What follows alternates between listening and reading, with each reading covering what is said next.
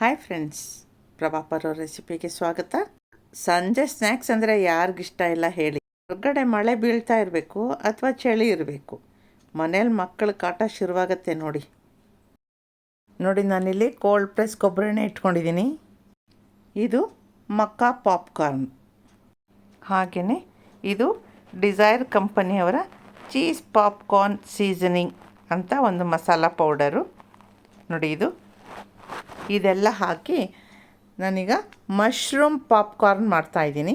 ಏನಿದು mushroom popcorn ಅಂದ್ಕೊಳ್ತಾ ಇದ್ದೀರಾ, ಅಥವಾ ಮಶ್ರೂಮ್ ಹಾಕಿ ಪಾಪ್ಕಾರ್ನ್ ಮಾಡ್ಬೋದು ಅಂದ್ಕೊಳ್ತಾ ಇದ್ದೀರಾ? ಇಲ್ಲ ಫ್ರೆಂಡ್ಸ್, ಈ ಮಕ್ಕಾ ಪಾಪ್ಕಾರ್ನ್ ಅಂತ ಇದೆಯಲ್ಲ, ಇದನ್ನು ಹಾಕಿ ಮಾಡಿದ್ರೆ ಒಂದೊಂದು ಚಿಕ್ಕ ಚಿಕ್ಕ ಬಾಲ್ಸ್ ಅಷ್ಟು ದಪ್ಪ ದಪ್ಪ ಬರುತ್ತೆ. ಪಾಪ್ಕಾರ್ನು ಸೂಪರಾಗಿರುತ್ತೆ. ಇದರಲ್ಲೀಗ 2 ಸ್ಪೂನಷ್ಟು ಕೊಬ್ಬರಿ ಎಣ್ಣೆ ಹಾಕಿದ್ದೀನಿ. ಈಗ ಎಣ್ಣೆ ಚೆನ್ನಾಗಿ ಕಾದಿದೆ. ಸರಿಯಾಗಿ ಒಂದೂವರೆ ಸೌಟಷ್ಟು ಕಾಳನ್ನು ಇದಕ್ಕೆ ಹಾಕ್ತಾಯಿದ್ದೀನಿ.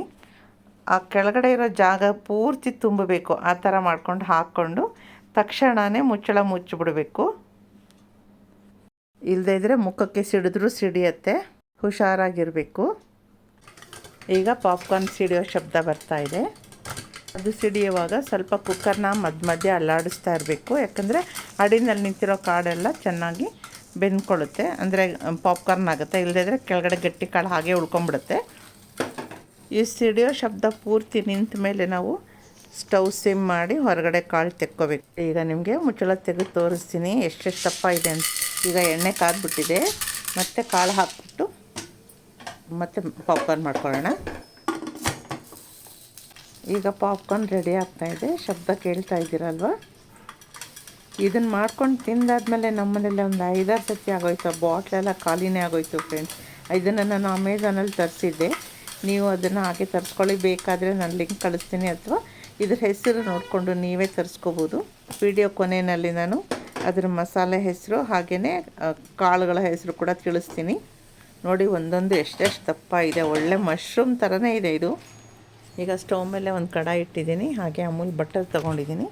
ಕಡಾಯಿ ಕಾಯೋ ಅಷ್ಟೊತ್ತಿಗೆ 1 ಸ್ಪೂನಷ್ಟು ಬಟರ್ ತೊಗೊಂಡಿದ್ದೀನಿ. ಬಟರ್ ಕರಗಿದ ತಕ್ಷಣ ನಾನೆಲ್ಲ ಪಾಪ್ಕಾರ್ನ್ ಮೇಲೆ ಹಾಕ್ಕೊಳ್ತಾ ಇದ್ದೀನಿ. ಈಗ ಬಟರ್ ಪೂರ್ತಿ ಎಲ್ಲ ಪಾಪ್ಕಾರ್ನು ಅಂಟ್ಕೊಳ್ಳೋ ಥರ ಈ ಥರ ಮಿಕ್ಸ್ ಮಾಡ್ಕೋಬೇಕು. ಈಗ ಡಿಸೈರ್ ಅವರ ಪಾಪ್ಕಾರ್ನ್ ಸೀಸನಿಂಗ್ ಪೌಡರ್ನ ಇದ್ರ ಮೇಲೆಲ್ಲ ಚೆನ್ನಾಗಿ ಸ್ಪ್ರಿಂಕಲ್ ಮಾಡಬೇಕು, ಚೆನ್ನಾಗಿ ಉದುರಿಸ್ಕೋಬೇಕು ನೋಡಿ. ಆ ಬಾಟ್ಲಲ್ಲಿ ಈ ಥರ ಹೋಲ್ಸ್ ಕೊಟ್ಟಿರ್ತಾರೆ. ನಿಮಗೆ ಜಾಸ್ತಿ ಹಾಕ್ಕೋಬೇಕು ಅಂದರೆ ಈ ಕಡೆ ಜಾಸ್ತಿನೂ ಹಾಕ್ಕೋಬೋದು. ನಾನು ಈ ಥರ ಸ್ಪ್ರಿಂಕಲ್ ಮಾಡ್ಕೊಳ್ಳೋದ್ರಲ್ಲಿ ಹಾಕ್ಕೊಳ್ತಾ ಇದ್ದೀನಿ. ಆ ಬಟರ್ ಹಾಕಿರೋದ್ರಿಂದ, ಈ ಪೌಡ್ರ್ ಹಾಕೋದ್ರಿಂದ ಚೆನ್ನಾಗಿರುತ್ತೆ ಟೇಸ್ಟು. ಈ ಮಸಾಲೆ ಪೌಡ್ರದ್ದು ಫ್ಲೇವರ್ ಎಷ್ಟು ಚೆನ್ನಾಗಿದೆ ಗೊತ್ತಾ, ಒಂಥರ ಚೀಸಿ ಫ್ಲೇವರ್ ವಾಸನೆ ಇದೆ, ತುಂಬ ಟೇಸ್ಟ್ ಕೂಡ ಇದೆ. ಈ ಪಾಪ್ಕಾರ್ನ್ ಹೆಸರು ಮಶ್ರೂಮ್ ಪಾಪ್ಕಾರ್ನ್ ಅಂತ ನೋಡಿ. ಎಷ್ಟು ಚೆನ್ನಾಗಿ ಆಗ್ತಾಯಿದೆ ಅಂತ. ಮನೇಲಿ ಎಲ್ಲರೂ ತುಂಬ ಇಷ್ಟಪಟ್ಟು ತಿಂದಿದ್ದೀವಿ. ನೀವು ಮನೇಲಿ ಇದೇ ಥರ ಮಾಡ್ಕೊಂಡು ತಿನ್ನಿ ಅಂತ ಹೇಳ್ಬಿಟ್ಟು ಇದನ್ನು ತೋರಿಸ್ತಾ ಇದ್ದೀನಿ ನೋಡಿ ಫ್ರೆಂಡ್ಸ್. ಒಂದೊಂದು ಪಾಪ್ಕಾರ್ನ್ ಎಷ್ಟು ಚೆನ್ನಾಗಿದೆ ಫ್ರೆಂಡ್ಸ್. ನಿಮಗೂ ಇಷ್ಟ ಆಗಿದೆ ಅಂತ ತಿಳ್ಕೊಳ್ತಾ ಇದ್ದೀನಿ. ನೀವು ಮನೇಲಿ ಟ್ರೈ ಮಾಡಿ. ಇದೇ ರೀತಿ ಈಸಿ ರೆಸಿಪೀಸ್ಗೆ ನನ್ನ ಚಾನಲ್ನ ಫಾಲೋ ಮಾಡೋದನ್ನು ಮರಿಬೇಡಿ. Thank you friends. Thank you for watching.